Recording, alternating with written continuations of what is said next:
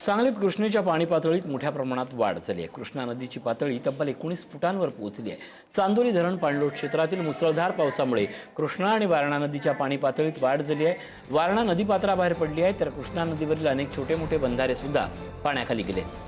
असाच जर पाऊस राहिला तर आणखीन पाणी पातळी वाढण्याची शक्यता वर्तवली जाते। सांगली आणि सातारा या दोन जिल्ह्यांमध्ये पडत असणाऱ्या पावसामुळे कृष्णा आणि वारणा या दोन नद्यांच्या पाणी पातळीमध्ये सातत्याने वाढ होत आहे।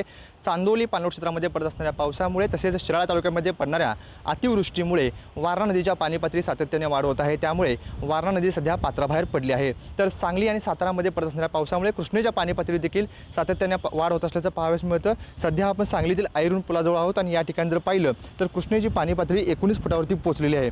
काल हीच पाणी पातळी 15 फुटावरती, कालपासून 24 तासामध्ये तब्बल 4 फुटानं कृष्णेच्या पाणी पातळीमध्ये वाढ झालेली आहे।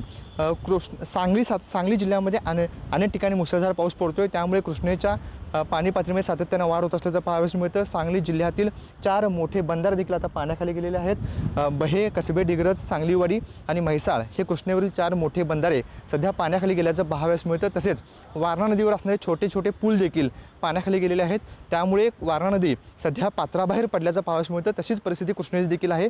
कृष्णा देखील आता दुथडीवरून वाहू लागलेली आहे।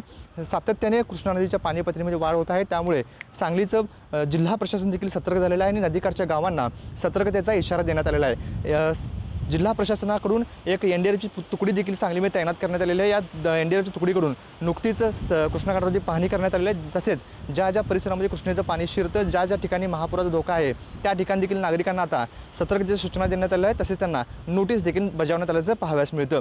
स्वप्नील पाटील, पुढारी न्यूज, सांगली।